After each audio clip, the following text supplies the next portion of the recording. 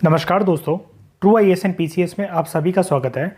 Vision IAS की current affair की magazines में दोस्तों, जैसा कि आप जानते हैं, पॉलिटी एंड गवर्नेंस की सीरीज़ को हमने कॉम्प्रिहेंसिव तरीके से जो है ख़त्म कर लिया था। सारे के सारे टॉपिक्स हमने जो देखे, आप बस उसको रिवाइज कर लीजिएगा। आज से हम लोग स्टार्ट करते हैं आईआर का सेक्शन, और आईआर की डिस्कशन में सबसे पहला टॉपिक जो है आज हम डिस्कस करते हैं, और धीरे धीरे करके आईआर के सेक्शंस को भी जल्दी से ख़त्म करते हैं ताकि हम नेक्स्ट सेक्शंस में मूव कर सकें। तो चलिए अपनी डिस्कशन स्टार्ट करते हैं। इंटरनेशनल रिलेशंस के कंटेक्स्ट में सबसे पहला आर्टिकल हमारे सामने है 1971 इंडो पाक वॉर से रिलेटेड। तो चलिए इसका कंटेक्स्ट समझते हैं। सबसे पहले हुआ क्या है, ये न्यूज़ में इसलिए आया है क्योंकि इंडिया ने जो जीत हासिल करी थी 1971 के इंडो पाक वॉर में, या जिसको बांग्लादेश लिबरेशन वॉर भी कहते हैं, उसको 50 साल पूरे हो गए हैं। तो एक तरीके से हमारे जो सोल्जर्स ने सेक्रीफाइस दिया था, जिसकी वजह से हमारी इस वॉर में पाकिस्तान के साथ जो है वो विक्ट्री एंश्योर हो पाई, तो उनके सेक्रीफाइस को रिकॉग्नाइज करने के लिए ट्रिब्यूट पे करा गया जब 50 साल इस इवेंट को कंप्लीट हो गए। तो ये तो कंटेक्स्ट है। अब दोस्तों एक बारी हम लोग डिटेल तरीके से बैकग्राउंड को जानेंगे कि ये वॉर लड़ा क्यों गया था, कौन जीता था, कंटेक्स्ट क्या था, ये वॉर हुआ ही क्यों, सारी चीज़ें जानते हैं एक एक करके। सबसे पहले राइटर हमें ये बताते हैं कि जो इंडियन सबकॉन्टिनेंट है ना, अपने आप में वो एक जोग्राफिकली यूनिक रीजन है, क्योंकि यहाँ पर सारे के सारी जो कंट्रीज़ जो कि एक दूसरे के साथ एक कॉन्टिन्यूस लैंड बाउंड्री फॉर्म करती हैं, तो उनकी धीरे धीरे करके जैसे जैसे समय बीता तो एक एथनिक, लिंग्विस्टिक, कल्चरल और हिस्टोरिकल टाइज इनके बीच में इवॉल्व हुए। ठीक है, क्योंकि होता क्या है दोस्तों, जो ज्योग्राफी होती है किसी भी रीजन की और उसकी हिस्ट्री और फूड हैबिट्स, वो काफ़ी हद तक कनेक्ट होती हैं। जैसे मतलब फूड हैबिट्स को आप एक तरीके से कल्चर में मान सकते हैं। जैसे अगर आप सी कोस्ट के पास रहते हैं, आप वहीं पैदा हुए हैं, तो आप वहाँ पर दाल चावल तो नहीं खाओगे, आप वहाँ पर सी फूड खाओगे। सिमिलरली जम्मू एंड कश्मीर में रहने वाला आदमी जो है वो सी फूड खा ही नहीं सकता डेली बेसिस पे, तो उसका फूड हैबिट्स, उसका कस्टम्स जो होगा वो अलग तरीके से होंगे डेली लिविंग स्टाइल को लेकर। तो जैसे हम लोग यहाँ पर एग्जांपल डिस्कस करें, अब नेपाल की जो बाउंड्री लगती है वो इंडियन राज्य जो है यूपी बिहार उनके साथ लगती है। बांग्लादेश की बाउंड्री जो है वो वेस्ट बंगाल असम के साथ लगती है। तो कहने का मतलब ये है कि जो एक तरीके से customs, rituals, practices UP Bihar में होती हैं, उनकी झलक नेपाल के ऊपर है। नेपाल की कुछ चीज़ों की झलक जो है वो इन स्टेट्स के ऊपर होगी, क्योंकि यहाँ पर बात हो रही है जोग्राफिकल टेरिटरी की, और उसका इम्पैक्ट जो है अलग अलग तरीके से पड़ता क्या है। तो ये कंटेक्स्ट बिल्ड करना इसलिए ज़रूरी है क्योंकि ईस्ट पाकिस्तान की लोकेशन जहाँ पर थी, जो कि आज के टाइम में बांग्लादेश है, वो जिस जोग्राफिकल लोकेशन पर था, ये वन ऑफ द फैक्टर्स भी था कि वहाँ के लोग नाखुश थे वेस्ट पाकिस्तान के रूल से। अभी डिस्कस करते हैं हम लोग इस चीज़ को, थोड़ी देर रुकिए। और जो प्रेजेंट डे पाकिस्तान है, उसकी इंडियन स्टेट्स की बॉर्डरिंग स्टेट जैसे पंजाब वगैरह के साथ बाउंड्री लगती है। तो यहाँ पर इन जोग्राफिकल टेरिटरीज और रीजन्स का एक धीरे धीरे जैसे टाइम बीता तो एथनिक, लिंग्विस्टिक, कल्चरल और हिस्टोरिकल टाइज इनके बीच में इवॉल्व हुए। जब माउंटबेटन प्लान के अंतर्गत हमारे इंडिया का पार्टीशन जब अनाउंस होता है, तो पाकिस्तान की जो टेरिटरी थी, वैसे तो इंडिया का पार्टीशन में ऑब्वियसली बात है, आपको पता है इंडिया और पाकिस्तान दो नेशन स्टेट्स इमर्ज होकर आए, लेकिन जो पाकिस्तान जो था, पाकिस्तान नाखुश था कि सिर्फ इतना सा पार्ट उसे वेस्टर्न रीजन में क्यों दिया गया है। तो जब डिस्कशंस आगे चली तो पाकिस्तान को ये बोला गया कि ठीक है, और ज़्यादा जोग्राफिकल टेरिटरी तो हम आपको नहीं दे सकते हैं, ऐसा नहीं है कि आप यहाँ पर और ज़्यादा जोग्राफिकल टेरिटरी जो है वो ले लो, इतना हिस्सा ले लो। तो इनको ईस्टर्न साइड में एक टेरिटरी दे दी गई ईस्ट पाकिस्तान के नाम से। तो आप समझ गए, पार्टीशन प्लान के अंतर्गत इंडिया और पाकिस्तान दो नेशन स्टेट्स बने थे। जो Pakistan as a nation state evolve हुआ तो उसको दो जोग्राफिकल टेरिटरी दी गई, एक वेस्ट पाकिस्तान जो कि आज के टाइम में सिर्फ पाकिस्तान के नाम से जाना जाता है, और उस टाइम पे दूसरा नाम था ईस्ट पाकिस्तान, क्योंकि ईस्टर्न साइड पे लोकेटेड है अगर आप देखें ध्यान से तो, और आज के टाइम में इसको बांग्लादेश के नाम से जाना जाता है। तो ये तो हो गया एक कंटेक्स्ट कि किस सर्कमस्टांसेस में जब पार्टीशन हुआ तो पाकिस्तान की दो जोग्राफिकल टेरिटरी से इमर्ज होकर आई।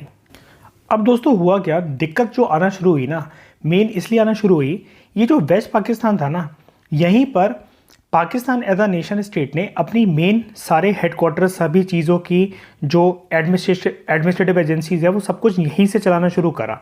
जैसे उनका जुडिशरी, उनका पार्लियामेंट, प्राइम मिनिस्टर कहाँ बैठेंगे, प्रेसिडेंट कहाँ बैठेंगे, सब कुछ जो है एक तरीके से completely administrative system West Pakistan से ऑपरेट करा जा रहा था और ईस्ट पाकिस्तान को एक तरीके से ना थोड़ा नीचे सब्सिडरी की तरह रखा गया कि हाँ ठीक है, ये हमारी एक टेरिटरी है, इसको रिकॉग्नाइज हमने करा हुआ है, हमारी ही है, लेकिन ज़्यादा इंपॉर्टेंस दी नहीं गई।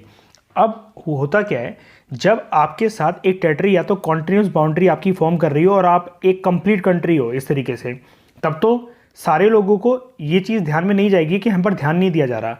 लेकिन आप इतनी दूर यहाँ पर बैठे हुए हो, इतना किलोमीटर का फासला है और यहाँ पर आप लोगों के राइट्स को रिकॉग्नाइज भी नहीं कर रहे हो। सारी main administrative agencies, headquarter, supreme court, parliament की बिल्डिंग, सब कुछ आपने यहाँ बना रखा है। तो इन लोगों को एक तरीके से इनजस्टिस फील हुआ और इनजस्टिस कुछ वेस्ट पाकिस्तान में जो लीडर्स जो बैठे थे वो उनकी हरकतों की वजह से भी हुआ। तो आइए एक बार जानते हैं कि वेस्ट पाकिस्तान ने ऐसा क्या रुख अपनाया कि जिसकी वजह से ईस्ट पाकिस्तान में रहने वाले लोग जो है वो नाखुश होने लगे वेस्ट पाकिस्तान के रिजीम से, रूल से। जबकि थे वो पाकिस्तान का पार्टी, लेकिन फिर भी उनको ऐसा लगा कि एक कंट्री के होने के बावजूद भी, जबकि ये लैंड भी तो पाकिस्तानियों का ही है, हम भी तो एक पाकिस्तानी है, ईस्ट पाकिस्तान के नाम से दो टेरिटरी क्रिएट करी गई और इतनी दूर क्रिएट करी गई, तो उसमें हमारी थोड़ी ना गलती है। लेकिन लोग नाखुश होने लगे। तो आइए जानते हैं कि लोग नाखुश क्यों थे, उसके रीजन जानते हैं। देखो, जैसा कि हमने डिस्कस करा तो राइटर भी यहाँ पर यही सेम पॉइंट बता रहे हैं कि वेस्ट पाकिस्तान की डोमिनेंस जो थी सभी इंपॉर्टेंट इंस्टीट्यूशंस के ऊपर, जैसे पार्लियामेंट वहीं पर लोकेटेड था, सुप्रीम कोर्ट उनका वहीं पर लोकेटेड था। तो जो ईस्ट पाकिस्तान में रहने वाली जो जनता थी उनको ऐसा लगा कि उनके खिलाफ जो है अन्याय हो रहा है और उनके राइट्स को जो है सप्रेस करा जा रहा है। अब एक एक लेवल पर अगर हम लोग बात करें तो सबसे पहले बात करते हैं सोसाइटल लेवल पर, जो है सामाजिक लेवल पर लोगों को क्या लगा। देखिए, जो ईस्ट पाकिस्तान में लोग रह रहे थे वो ज़्यादातर ना बंगाली स्पीकिंग लोग थे। जैसा कि मैंने अभी आपको बताया, जो ज्योग्राफिकल टेरिटरी वाला पॉइंट था ना, इसलिए हमने उसको डिस्कस करा था। देखिए, बांग्लादेश का बॉर्डर किन इंडियन राज्यों के साथ लग रहा है? वेस्ट बंगाल के साथ लग रहा है और असम के साथ लग रहा है। तो दोस्तों, अभी मैंने आपको बताया कि जहाँ पर ज्योग्राफिकल टेरिटरी सिमिलर होती हैं तो फ़र्क नहीं पड़ता, फिर चाहे वो कंट्री की एक बाउंड्री आ रही हो, बॉर्डर आ रहा हो, तो लोग तो एक सिमिलर वे में एथनिक, लिंग्विस्टिक, कल्चरल और हिस्टोरिकल टाइज शेयर करेंगे ना। तो अगर ईस्ट पाकिस्तान की जो बाउंड्री है वो वेस्ट बंगाल के साथ अगर लगती थी तो वहाँ पर बंगाली सभ्यता जो थी वो काफ़ी ज़्यादा डोमिनेंट थी। मतलब ईस्ट पाकिस्तान के जो लोग थे देवर बंगाली एथनिक आइडेंटिटी वाले लोग थे ये, और वो बंगाली स्पीकिंग कम्युनिटी से बिलोंग करते थे। लेकिन इनको ऐसा लगा कि इनको अच्छी रिप्रेजेंटेशन देता नहीं है वेस्ट पाकिस्तान, जहाँ से मेन सिस्टम ऑपरेट हो रहा था। एग्जाम्पल, वेस्ट पाकिस्तान ने क्या करा कि उर्दू को जो है वो नेशनल लैंग्वेज डिक्लेयर कर दिया। अब भाई, ईस्ट पाकिस्तान के जो लोग हैं वो बोलते ही नहीं उर्दू, उनकी तो मेन लैंग्वेज जो है बंगाली है या बंगला है। और उस टाइम पे जो सेंसस कंडक्ट हुआ 1951 का, उसके अंदर ये बात सामने आई कि 58% जो पॉपुलेशन है ईस्ट पाकिस्तान की वो बंगाली बोलती है। तो जब मेजॉरिटी संख्या जब बंगाली बोल रही है तो आप उर्दू कैसे थोप सकते हो? और लोगों ने इसके लिए आवाज़ भी उठाई, लेकिन फिर भी जो है इसको नेशनल लैंग्वेज करार दे दिया गया। ठीक है, अब बाद में वो अलग बात है कि इसको स्टेट लैंग्वेज जो है डिक्लेयर कर दिया गया। ईस्ट पाकिस्तानियों की जो लैंग्वेज थी बंगाली, उसको स्टेट लैंग्वेज डिक्लेयर कर दिया गया। लेकिन फिर भी आप नेशनल लैंग्वेज लेकर क्यों चल रहे हो? जब 58% जो पॉपुलेशन है वो अगर बंगाली स्पीकिंग पॉपुलेशन है, तो आप उर्दू को नेशनल लैंग्वेज बनाने के पीछे क्यों अड़े हुए हो? जैसे ये लिंग्विस्टिक आइडेंटिटी का जो मुद्दा है दोस्तों, सिमिलर मुद्दा सेम टाइम पे हमारा इंडिया भी फेस कर रहा था, जब एक डिबेट चल रही थी कि सदर्न राज्य ये कह रहे थे, सदर्न स्टेट्स, कि इंग्लिश को नेशनल लैंग्वेज बनाओ, और नॉर्थ इंडिया के जो रूलर्स थे वो कहते हैं हिंदी को वो बनाओ। तो आपको पता होगा दोस्तों, नेशनल लैंग्वेज हमारे इंडिया में तो कोई भी नहीं अपनाई गई है ना। हम जो है ऑफिशियल लैंग्वेज की तरह पे इसको यूज़ करते हैं। हमारी राष्ट्रभाषा तो कोई भी नहीं है, ना इंग्लिश है ना हिंदी है। अब वो अलग बात है कि इसके ऊपर डिबेट होती है कि होनी चाहिए नहीं होनी चाहिए, लेकिन हमने सबके राइट्स को रिकॉग्नाइज करा है। लेकिन पाकिस्तान ने ऐसा नहीं करा। सेंसस कह रहा है कि बंगाली लोग ज़्यादा बोलते हैं, लेकिन फिर भी उर्दू को नेशनल लैंग्वेज डिक्लेयर कर दिया गया और बाद में बंगाली को स्टेट लैंग्वेज डिक्लेयर करा गया। नेक्स्ट पॉइंट, इकोनॉमिक लेवल पे बात करें। दोनों रीजन्स के बीच में ना, ईस्ट और वेस्ट पाकिस्तान के रीजन्स के बीच में पर कैपिटा इनकम में, मतलब एक इंडिविजुअल के पास कितनी इनकम होती है, कितनी ग्रोथ होती है, दो रीजन्स में ऑलमोस्ट 400% का दोस्तों गैप था। 4% भी नहीं, 40% भी नहीं, 400% का गैप था। इसके पीछे रीज़न ये था कि ईस्ट पाकिस्तान के लोगों को ना ज़्यादा सक्षम नहीं मानती थी वेस्ट पाकिस्तान के जो एडमिनिस्ट्रेटिव लोग थे वो उनको जॉब में ज़्यादा जगह नहीं देते थे, पब्लिक सर्विस में ज़्यादा जगह नहीं देते थे, जैसे आर्मी और सिविल एडमिनिस्ट्रेशन में इनका कोई योगदान खास होता नहीं था। तो आप तो एक तरीके से डिसमिशन कर रहे हो ना, तो लोग चिढ़ेंगे ही। और अभी ये क्या है, एक तरीके से मैग्मा बनता चला जा रहा है और वॉल्केनो ये अभी बहुत जोर की फटेगा। पॉलिटिकल लेवल पे बात करते हैं कि हुआ क्या।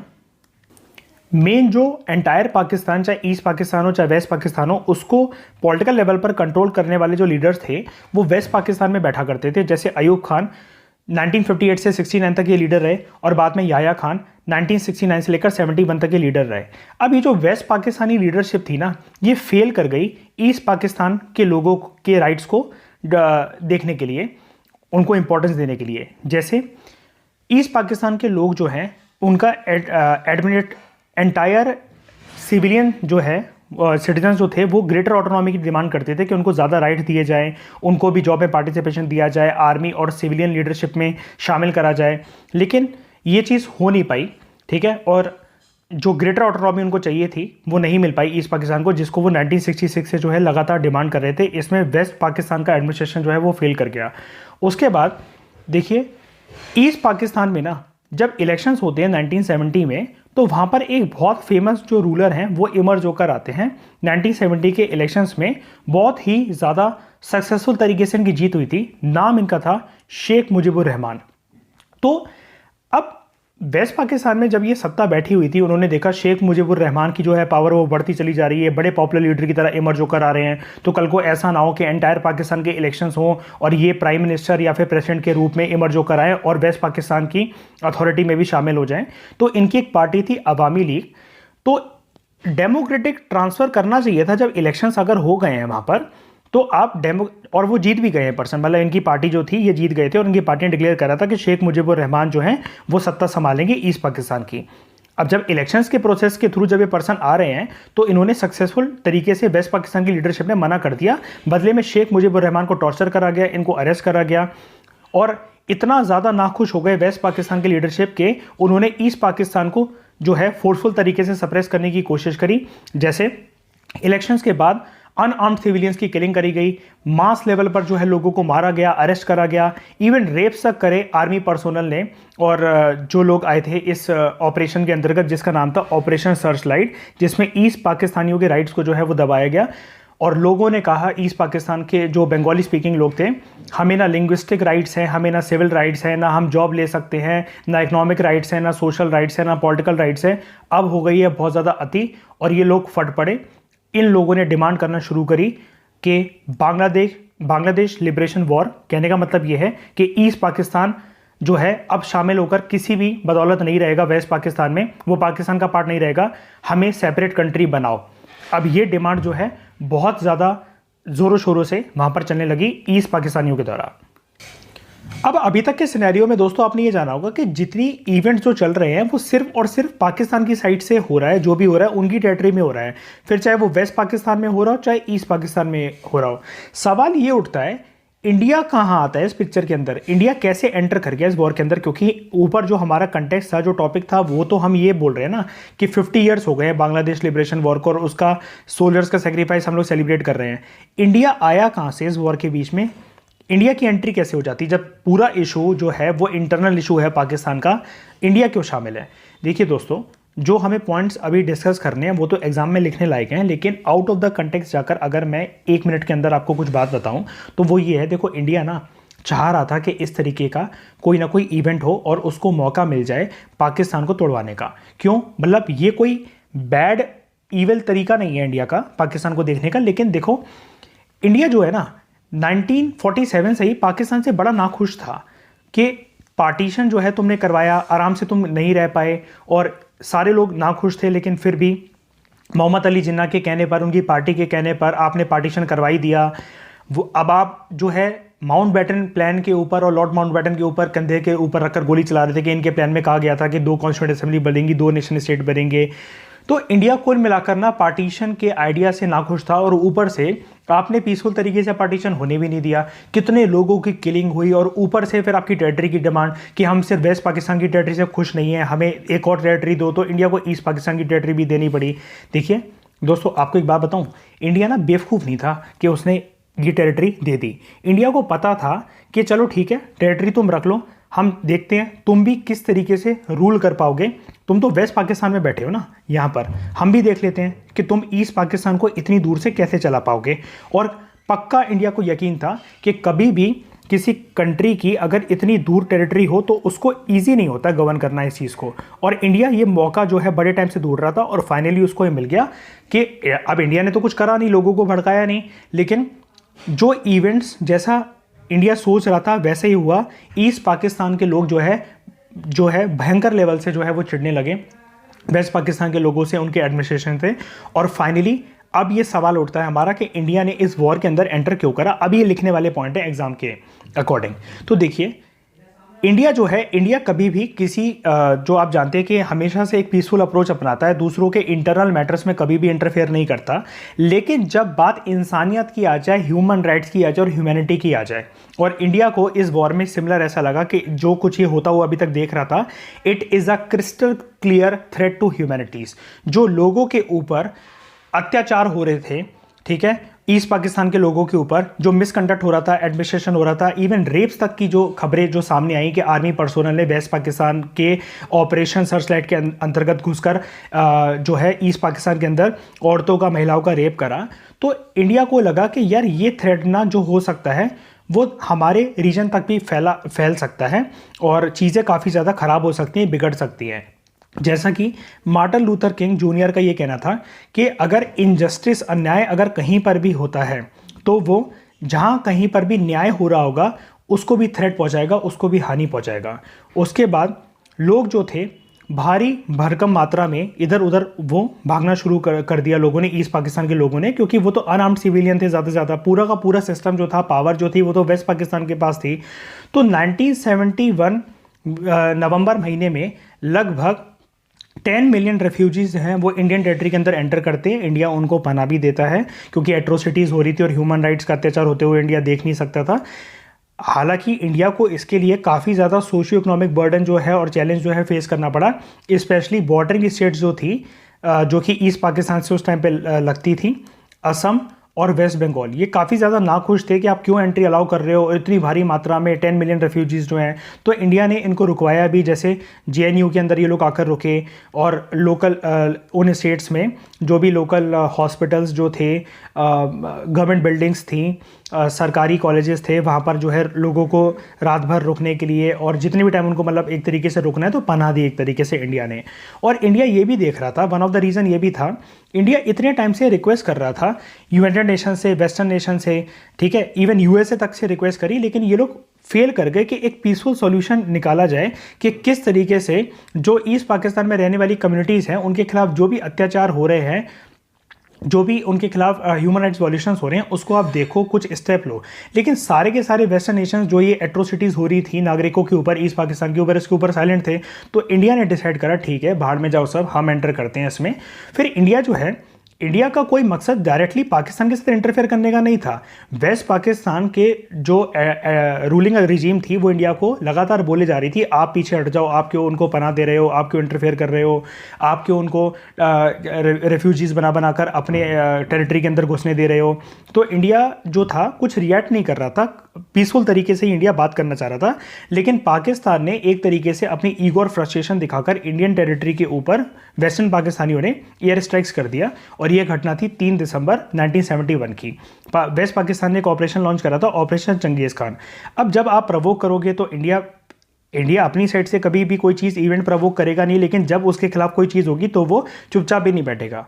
तो इंडिया फाइनली फिर जब एयर स्ट्राइक्स हो गए तो एक तरीके से अब कन्फ्लिक्ट और वॉर वाली सिचुएशन आ गई। तो इंडिया, ये वन ऑफ द रीज़न था कि ऑपरेशन चंगेज़ खान की वजह से इंडिया ने कोई पहले एयर स्ट्राइक नहीं करी। सबसे पहली एयर स्ट्राइक जो ही वो 3 दिसंबर 1971 को वेस्ट पाकिस्तान रिजीम की साइड से हुई। और फाइनली इंडिया जो है इस वॉर में एंटर करता है ये कहते हुए कि हम जो है पीस, जस्टिस और ह्यूमैनिटी को अपहोल्ड करेंगे, जो भी गलत है उसको सजा दी जाएगी इस वॉर के अंदर, जो सही है उसकी पूरी पूरी मदद करेगा इंडिया।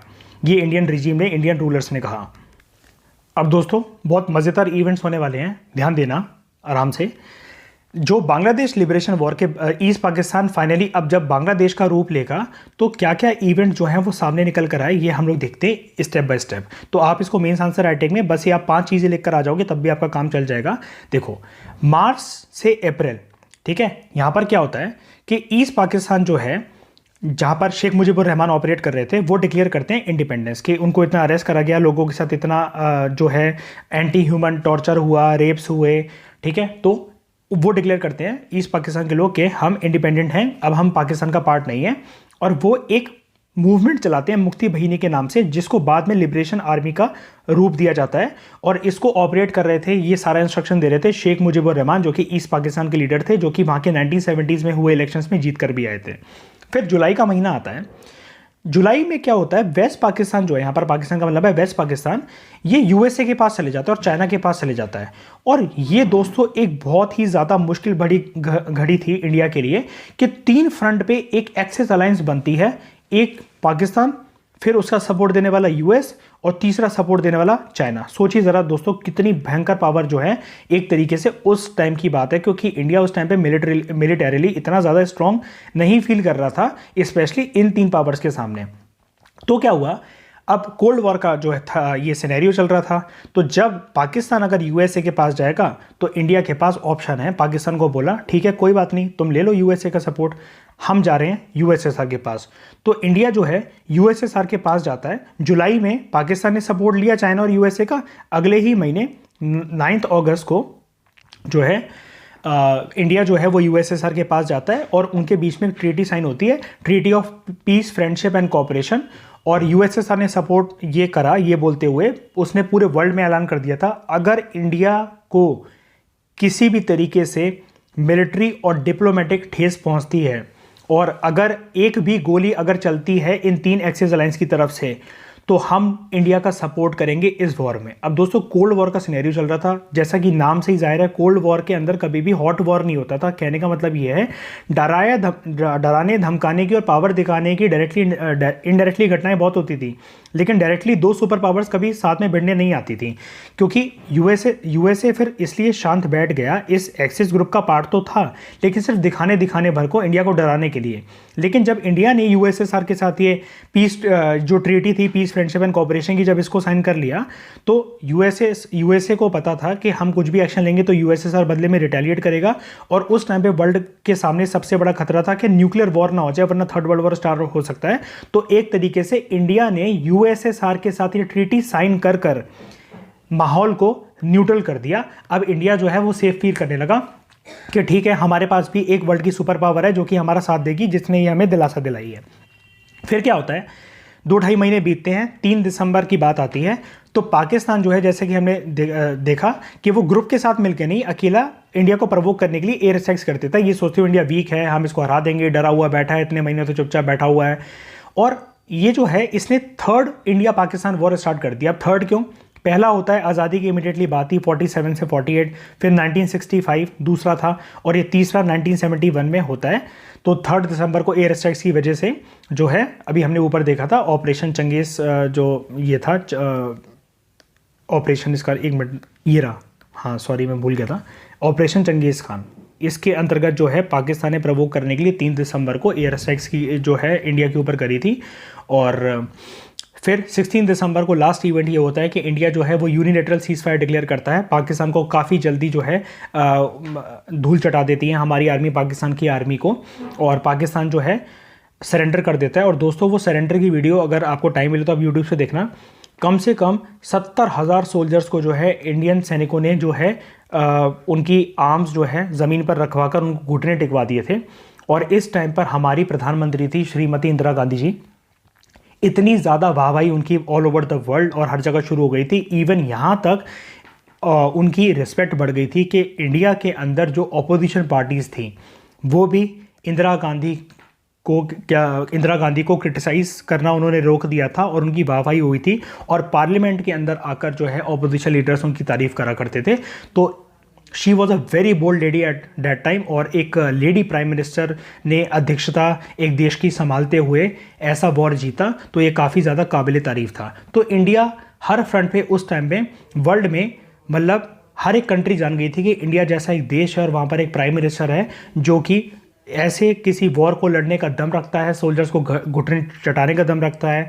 कोई फ़र्क नहीं पड़ता कि वर्ल्ड में एक इतनी बड़ी एक्सिस अलायंस बन जाए जिसमें जो है एक सुपर पावर भी शामिल हो, इंडिया के पास हमेशा जो है एक दूसरा प्लान रहता है और इंडिया पहली अपनी तरफ से प्रवोक करता नहीं है, लेकिन अगर उसको प्रवोक करा जाएगा तो वो धूल चटवा देगा। ये सारी बातें जो थी सही प्रूव हो गई और इंडिया जो है फाइनली इस वॉर में इमर्ज हुआ एज विनर। अब अगर दोस्तों हम लोग बात करें कि इस वॉर का जो है इम्पैक्ट क्या हुआ, तो ये वॉर जो 13 दिनों के लिए चलता है, जिसका नाम था 1971 का इंडो पाक वॉर ऑफ 1971 या फिर बांग्लादेश लिबरेशन वॉर, इसने जो है पॉलिटिकल इवेंट, ये एक लैंडमार्क पॉलिटिकल इवेंट था जिसने इतिहास और भूगोल बदल कर रख दिया, यानी कि हिस्ट्री और ज्योग्राफी को चेंज करके रख दिया साउथ एशिया की। और इसके जो रेपरकशंस थे, जो इसके इम्पैक्ट थे, वो इंडिया और बांग्लादेश और पाकिस्तान में तो फील हुए ही, लेकिन उसके बियॉन्ड भी हुए। तो एक एक करके हम लोग बात करते हैं कि इस वॉर का सबसे पहला इम्पैक्ट जो निकला वो इंडिया के ऊपर किस फॉर्म में निकलता है। देखो, मेजर इम्पैक्ट जो निकला वो डोमेस्टिकली निकला। सबसे पहले तो इंडिया को एक टेम्पररी रिलीफ मिली कि जो जितने रेफ्यूजीज आ रहे थे अब वो वापस उन्होंने बांग्लादेश, जब एक तरीके से ईस्ट पाकिस्तान बांग्लादेश बन गया तो वापस जाना शुरू कर दिया। लेकिन फिर भी बहुत से ऐसे रेफ्यूजीज थे, कुछ तो नहीं कहूँगा, बहुत से ऐसे रेफ्यूजीज थे जो बांग्लादेश नहीं गए। और अगर हमें तो पता भी नहीं मतलब लग सकता है इस बारे में, क्योंकि इफेक्टिव तरीके से कोई डेटा अवेलेबल है ही नहीं, ना उस टाइम पे था ना आज है हमारे पास, कि कितने लोग आकर वो शामिल हो गए। फिर बाद में हो सकता है लोकल पॉलिटिशियंस वगैरह की मदद से उन्होंने इलेक्शन आईडी कार्ड बनवा लिया और सिटीजनशिप अपनी प्रूव कर दी हो। लेकिन इसकी वजह से जो इंडियन स्टेट्स थे ना, जैसे असम और वेस्ट बंगाल, ये नाखुश हो गए। स्पेशली वेस्ट बंगाल में तो एक मूवमेंट चल पड़ी, असम मूवमेंट, कि ऐसे रिफ्यूजीज को आइडेंटिफाई करो और वापस बांग्लादेश में पटको इनको, क्योंकि ये एक तरीके से यहाँ पर लोकल लोगों की जो जॉब्स है उसको छीन रहे हैं। क्योंकि ये जो रेफ्यूजीज यहाँ पर आते थे वो कम पैसों में काम करने के लिए मान जाते थे, जिससे लोकल असमीज लोगों को ये लगता था कि उनके जो इकोनॉमिक राइट्स हैं वो वॉयलेट हो रहे हैं। ये तो हो गया एक डोमेस्टिक लेवल पर एक ये चैलेंज आया था। लेकिन इसके अलावा जियो पॉलिटिकल और स्ट्रैटेजिक लेवल पर काफ़ी ज़्यादा मदद मिली इंडिया को। देखिए दोस्तों, है कि जब इंडिया ऑब्वियसली बात है मदद कर रहा है ईस्ट पाकिस्तान को बांग्लादेश बनने में, तो एक तरीके से अगर हम एक टोन अगर मैं बोलूँ अगर आपसे, कि बांग्लादेश एहसान मंद तो कहीं ना कहीं बन ही गया था ना। अब वो मना तो नहीं कर सकता। जैसे मैं अगर आपको आपकी प्रॉपर्टी वापस दिलवा दूँ, आपको आज़ादी दिलवा दूँ और आपको एक तरीके से हमेशा के लिए मतलब लिबरेट करवा दूँ किसी चीज़ से, किसी इंसान से जहाँ पर आप गुलाम हो, कहीं से बचा के अगर आपको कोई ले आए, तो अब ज़िंदगी भर उसके किसी काम को आप मना करोगे नहीं। तो सिमिलर सी सिचुएशन अब हम यहाँ डिस्कस करने जा रहे हैं। जो सी लाइन्स ऑफ कम्युनिकेशन थी जो कि इंपॉर्टेंट थी, अभी तक इंडिया जिनको एक्सेस नहीं कर पाता था, तो अब वो नैरो पैसेज जो था वेस्ट बंगाल के अंदर, जैसे कि 10 डिग्री चैनल, अब इंडिया उसको प्रोटेक्ट कर सकता था आराम से। ठीक है, अब हमारे पास दोस्तों क्या है कि एक पीसफुल नेबर था जिसकी मदद से हम लोग और स्ट्रेटेजिक पॉइंट्स को जो है वो सिक्योर कर सकते थे, ताकि हमारे देश की टेरिटरी किसी भी वॉलेंट एक्टिविटी के लिए दूसरे देश यूज़ ना करें। जैसे चिकन नेक और सिलीगुड़ी कॉरिडोर को प्रोटेक्ट कर सकता था इंडिया। इसके अलावा इंडिया और बांग्लादेश का जो लैंड और मैरीटाइम बॉर्डर डिस्प्यूट्स जो चल रहे थे वो इन्होंने पीसफुली मिलकर, जैसे जैसे टाइम आगे बढ़ा, तो 2015 में, जिसके लिए हमारे इंडियन कॉन्स्टिट्यूशन में अमेंडमेंट एक्ट भी आता है, बांग्लादेश और इंडिया के बीच में कुछ जो विलेजेस थे, कुछ जो टेरिटरीज थी वो एक्सचेंज हुई। नॉर्थ ईस्ट में जो इंसर्जेंसी थी इसको बांग्लादेश की कोऑपरेशन से सक्सेसफुली सॉल्व करा गया, कि जो इस टेरिटरी को जो इंसर्जेंट्स यूज़ करते थे नागालैंड और असम में, इनके ऊपर रोक लगाई गई कि दोनों कंट्रीज़ की जो टेरिटरी हो वो पीसफुल तरीके से रहे और आतंकवाद ना फैले या फिर इंसर्जेंसी ना फैले। और डिप्लोमेटिक और टैक्टिकल गेंस भी हुए इंडिया को, जैसे ग्लोबल रिलेशनशिप जब इंडिया ने बनाए, जैसे बिम्स्टेक ऑर्गेनाइजेशन जब आया तो बांग्लादेश ने बिना किसी विरोध के उसको ज्वाइन करा। और इवन जब जब इंडिया किसी इवेंट से स्टेप बैक करता है तो बांग्लादेश ने इक्वली हमारा साथ दिया है। जैसे सार्क की समिट जो अभी तक होल्ड पर है उरी अटैक्स के बाद, जब इंडिया ने डिसाइड करा कि वो इस समिट में पाकिस्तान की हरकत के बाद जो है सार्क समिट में पार्टिसिपेट नहीं करेगा, 2016 के बाद ये हुई नहीं है सक्सेसफुल, आगे नहीं बढ़ पाया, तो बांग्लादेश ने भी हमारा साथ दिया। और बांग्लादेश अहम मुद्दों पर हमारा हमेशा साथ देता हुआ है। जैसे दोनों कंट्रीज़ की आर्म फोर्सेस जो है वो कोऑर्डिनेट करती हैं और स्पेशल ऑपरेशंस जो है वो लॉन्च करती हैं, ताकि दोनों की कंट्रीज़ जो है किसी भी तरीके से नॉन वॉयलेंस के रास्ते पर जाने वाले लोगों के लिए यूज़ ना हो पाए और पीसफुल तरीके से दोनों आपस में मिलकर हर एक इश्यूज़ को, चाहे वो डिप्लोमेटिक इश्यूज़ हो चाहे इकोनॉमिक इश्यूज़ हो, उनको सॉल्व करें। फिर पाकिस्तान के ऊपर क्या इम्पैक्ट आया इस वॉर का? देखो, जब आप हार जाते हो ना तो आप ईगो और फ्रस्ट्रेशन के अलावा कुछ दिखा नहीं सकते हो, और आपके घर में ही फिर एक तरीके से लड़ाई शुरू हो जाती है, ब्लेम गेम स्टार्ट हो जाता है 2-3 एक्टर्स के ऊपर फैमिली में। सिमिलर सी चीज़ ऐसी पाकिस्तान के इंटरनल सिस्टम में हमें देखने को मिली कि डेमोक्रेटिक जो रूलर्स थे उनको ब्लेम करा गया। इवन बड़े सारे रूलर्स का अगर आप एनसीईआरटी में देखोगे या स्टैंडर्ड बुक्स में देखोगे तो उनके मर्डर होने लग गए। अब मिलिट्री जो थी वो डेमोक्रेटिक सत्ता पे जो है वो एक तरीके से ज़्यादा हावी होने लग गई, और वहाँ का जो पार्लियामेंट्री सिस्टम जो था, जो गवर्नमेंट जो थी, उसको मिलिट्री ने ब्लेम करा कि तुम्हारी वजह से हम ये वॉर हारे और इंटरनेशनल बेस ही तुमने करवाई है। और वहाँ पर फिर मिलिट्री की अध्यक्षता में न्यूक्लियर प्रोग्राम 1972 में स्टार्ट करा गया पाकिस्तान में, और पाकिस्तान तब से जो है इनडायरेक्ट वॉर स्ट्रेटजी जो है, जैसे टेररिज्म को है, इसको हवा देने लगा इंडिया के इंटरेस्ट के खिलाफ जाते हुए। बांग्लादेश के ऊपर क्या इम्पैक्ट निकला? सबसे पहला इम्पैक्ट तो ये निकला कि ईस्ट पाकिस्तान जो है वो इंडिपेंडेंट होकर एक कंट्री इमर्ज होकर आया बांग्लादेश के रूप में। अब जब यहाँ के लोग फ्री हो गए ना, एक तरीके से आज़ाद हो गए, अब वो अपने राइट्स, अपनी लिंग्विस्टिक आइडेंटिटी को सिक्योर कर सकते थे, तो इसकी वजह से बांग्लादेश को हेल्प मिली कि वो इमर्ज हो पाया, जब अपने तरीके से डिसीजन ले पाया। तो इकोनॉमिक डिसीजन इसने काफ़ी बढ़िया लिया। एक ये मेजर गारमेंट एक्सपोर्टर बन पाया वर्ल्ड का, जिसकी वजह से इसकी जीडीपी जो है लगातार बढ़ती चली गई। अच्छे बायलैटरल रिलेशनशिप्स ये इंडिया और दूसरे नेशंस के साथ बिल्ड कर पाया। इसकी एक सेपरेट आइडेंटिटी इमर्ज होकर आई। जॉइंटली फिर ये वर्क कर पाया लाइक माइंडेड कंट्रीज़ के साथ अपनी ग्रोथ और प्रोस्पेरिटी को हेल्प जो है सुनिश्चित करने के लिए। यूएसए के ऊपर क्या इम्पैक्ट निकला इस चीज़ का? देखो, यूएसए को भी दोस्तों ना डायरेक्टली इनडायरेक्टली बेइज्जती का सामना तो करना ही पड़ा, क्योंकि और एक तरीके से मिसट्रस्ट भी यूएसए के ऊपर पैदा हुआ पूरे वर्ल्ड में, क्योंकि यूएसए ने सबसे पहले तो, अगर हम लोग बात करें, जो ये 3 एक्सेस अलायंस बनाई थी, यूएसए, पाकिस्तान और चाइना का ग्रुप जिसमें शामिल था, तो यूएसए ने अपनी एक नेवल फ्लीट, 7th फ्लीट उसका नाम था यूएसएसआर एंटरप्राइज, ये बे ऑफ बंगाल में जो थी डिप्लॉय कर दी थी, ताकि इंडिया को प्रिवेंट करा जा सके कि वो किसी भी तरीके से ईस्ट पाकिस्तान को बांग्लादेश ना बना पाए, सेपरेट कंट्री ना बना पाए, नेशन स्टेट ना बना पाए। इसकी वजह से इंडिया यूएसए के रिलेशनशिप जो थे उस टाइम पे खराब हो गए, और यूएसए ने भी फिर एक तरीके से ब्लेम गेम स्टार्ट करा था इंडिया के ऊपर कि तुम यूएसएसआर के पास क्यों गए, तुमने इंडो सोवियत ट्रीटी जो है वो साइन कर ये दिखा दिया कि तुम नैम जो है सिर्फ कहने के लिए है कि तुम न्यूट्रल हो, ना यूएसए के कैंप को तुम ज्वाइन करोगे, ना यूएसएसआर के कैंप को ज्वाइन करोगे, लेकिन तुमने इस ट्रीटी को 20 साल तक साइन कर लिया, ठीक है। तो यूएसए ने बोला कि हमें साफ दिख रहा है कि तुम यूएसएसआर के कैंप को ज्वाइन कर सकते हो। तो दोनों कंट्रीज के बीच में एक तरीके से मिसट्रस्ट जो है वो पैदा हुआ। लेकिन ग्लोबली यूएसए ने अपना चेहरा खो दिया कि वो जो बड़ी बड़ी बातें करता था कि we are the country who respects human rights, who respect democratic values, ये सारी बातें खो गई, क्योंकि इंडिया ने कितने बार रिक्वेस्ट करी थी यूनाइटेड नेशन से, यूएसए से, कि आप आओ, हम कुछ नहीं बोल रहे हैं, हम अपनी तरफ से पहला स्टेप नहीं लेना चाहते। लेकिन जैसे ही फिर उनकी बैंड बजने लगी तो आप 2 मिनट में चले आए अपनी 7th फ्लीट को लेकर। तो यूएसए को भी एक तरीके से इंटरनेशनल ह्यूमिलेशन का सामना करना पड़ा।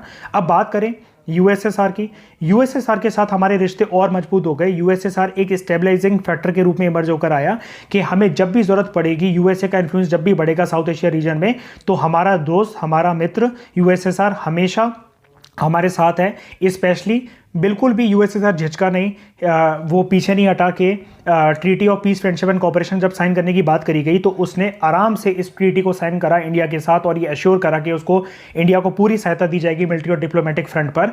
और जो था नॉन अलाइनमेंट की जो पॉलिसी थी, इसकी वजह से जो नॉन अलाइनमेंट की पॉलिसी थी ना दोस्तों, इंडिया ने साफ तरीके से बोल दिया था कि वो किसी कैंप को ज्वाइन नहीं करेगा, ना यूएसएसआर के कैंप को ज्वाइन करेगा, ना यूएसए के कैंप को ज्वाइन करेगा। जैसे मैं अगर आपको एक बताऊं एक्स्ट्रा इन्फॉर्मेशन, तो यूएसएसआर के कैंप का नाम दोस्तों आप याद रख सकते हैं।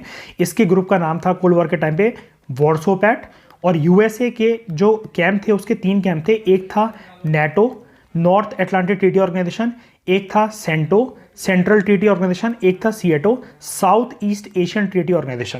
तो इंडिया ने कहा था, नैम की स्ट्रेटजी एक्चुअली ये थी, अगर कोई आपसे पूछे कि नैम होता क्या, तो इंडिया ने कहा था ना वो यूएसए के जो है लक्ष्मण रेखा को लांघेगा, ना यूएसएसआर को लांघेगा।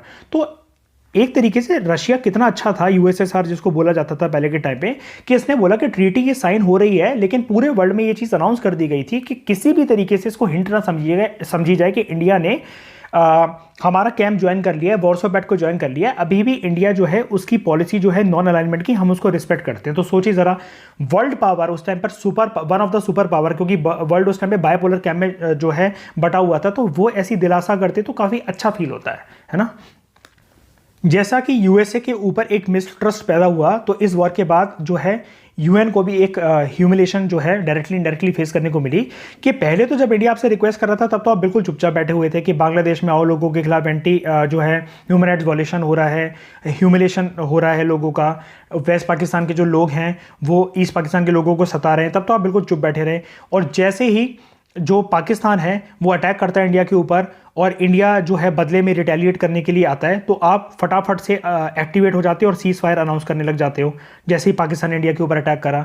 तो इसने ये चीज़ दिखा दिया कि यूनाइटेड नेशंस में रिफॉर्म करने की ज़रूरत है। मतलब यूएन की इस हरकत ने दिखा दिया कि डेमोक्रेटिक वैल्यूज़ को प्रोटेक्ट करने का जो वो मसीहा बनता रहता है कि हम एक ऐसा इंटरनेशनल ऑर्गेनाइजेशन है जो कि इस पर्पज़ से बना था कि थर्ड वर्ल्ड वॉर को रोकेंगे, लोगों के डेमोक्रेटिक राइट्स को, कंट्री के डेमोक्रेटिक वैल्यूज़ को, बेसिक ह्यूमन राइट्स को हम लोग प्रोटेक्ट करेंगे। ये सिर्फ कहने की बात है, जब सिचुएशन सामने आती है तो आप कुछ भी नहीं कर पाते हो। स्पेशली आप यही यहाँ पर ही देख लीजिए अफगानिस्तान का इशू, इतनी ये तो बहुत पहले की बात है, तो फिर भी 1971 की बात है, और अफगानिस्तान का इशू तो देखिए 2021 का है। तो अभी भी आपकी सिचुएशन सेम ही है। यूनाइटेड नेशंस से हम लोग ये कह सकते हैं कि अभी भी आपकी सिचुएशन ये सेम ही है, आप कुछ चेंज नहीं हुए। क्योंकि ये वाला पॉइंट आप देखिए कि यहाँ पर वेस्टर्न नेशंस का जो डोमिनेंस है ना, स्पेशली यूएसए का इन ग्लोबल इंस्टीट्यूशंस में, यूएन और उसकी एजेंसी में, वो काफ़ी ज़्यादा है। और आज भी है कि जब यूएसए विड्रॉ कर रहा था तो आपके पास तो पीस कीपिंग फोर्सेज है ना, आपने क्यों तालिबान को उधर की सत्ता पे जो है वो बैठने दिया, और आप अभी भी कोई रिस्पॉन्स नहीं ले रहे हो। तो एक तरीके से आप वीक तो हो ही, बस आपकी रिप्लेसमेंट में कोई नहीं है, इसलिए बस आपकी चल पाती है, इसलिए आप वर्ल्ड में टिके हुए हो। लेकिन ये अच्छी चीज़ नहीं है कि जिस पर्पज़ से आपको बनाया गया था आप वो पर्पज़ फुलफिल नहीं करते हो। पहले आप चुपचाप बैठे रहते हो और फिर जैसे कोई इवेंट हो जाता है तो आप सीज फायर अनाउंस करना, एग्रीमेंट अनाउंस करना, फिर बोलना। तो इतनी बड़ी इंटरनेशनल रिस्पॉन्सिबल बॉडी से ये चीज़ जो है एक्सपेक्ट करना ठीक नहीं है। आपका रोल और आपका जो रोल है, आपका जो फॉर्मेशन है, उसमें रिफॉर्म्स की ज़रूरत है। देखिए, लास्ट में कंक्लूजन में हम लोग ये बोल सकते हैं कि ये जो 13 डे का जो बांग्लादेश लिबरेशन वॉर था, ये किसी भी प्रकार का एक ब्लिट्सक्रीग ऑपरेशन नहीं था। दोस्तों, ये वर्ड क्या होता है ब्लिट्सक्रीग, अगर मैं आपको बताऊं, मतलब जब इंटेंस मिलिट्री एक्शन को एक कंट्री लेना, दूसरे कंट्री की या फिर किसी भी एक रीजन की पॉलिटिकल सत्ता को फटाफट से बदलने के लिए, कोई भी स्विफ्ट एक्शन लेने के लिए कि इवेंट इसके आगे बढ़े ना, बहुत हो गया है, जल्दी से जितनी मिलिट्री है, जितनी पावरफुल कोई भी हमारे पास अगर एक एजेंसी है तो उसका यूज़ कर एकदम से अगर कोई स्विफ्ट एक्शन लिया जाए तो उसको इंग्लिश में बोला जाता है ब्लिट्सक्रीग ऑपरेशन। तो ये किसी प्रकार का ऐसा ऑपरेशन ना था। वर्ल्ड ऐसा ना समझे कि इंडिया ने पॉलिटिकल स्ट्रक्चर जो है एक नेशन का चेंज कर दिया, या फिर ईस्ट पाकिस्तान ने इंडिया से मदद मांगकर अपना पॉलिटिकल स्ट्रक्चर चेंज करवाने का, अपने आप को लिबरेट करवाने का फटाफट से, कि 13 दिन के अंदर ये वॉर का रिजल्ट जो है आउटकम डिसाइड हो गया। तो ये कोई ब्लिट्सक्रीग ऑपरेशन नहीं था। एक्चुअली अगर देखा जाए तो ये वॉर के अंदर सिर्फ और सिर्फ एक ही आवाज़ थी कि लोगों के मॉरल और डेमोक्रेटिक ट्रेडिशंस को जो है हमें प्रोटेक्ट करके रखना है। एक दोस्तों चीज़ है, ये नाम याद रखिएगा, स्वर्णिम विजय पर्व। ये एक प्रकार से सेलिब्रेशन है पॉलिटिकल लीडरशिप की और हमारे आर्म फोर्सेस की, प्रोफेशनलिज्म की और पूरे देश की भी, कि हम एक ओल्डेस्ट लिविंग सिविलाइजेशन है वर्ल्ड का। इस चीज़ को सेलिब्रेट करने के लिए ये नाम यूज़ करा जाता है स्वर्णिम विजय पर्व, ये भी आप याद रख सकते हैं। तो इस प्रकार से हमने आर्टिकल डिस्कस करा इंडो पाक वॉर ऑफ 1971 से रिलेटेड। तो आईआर की डिस्कशन में हमारा जो पहला टॉपिक है ये ख़त्म हो गया है। नेक्स्ट लेक्चर में हम लोग बात करेंगे अगले टॉपिक के बारे में। तो thank you very much for discussion.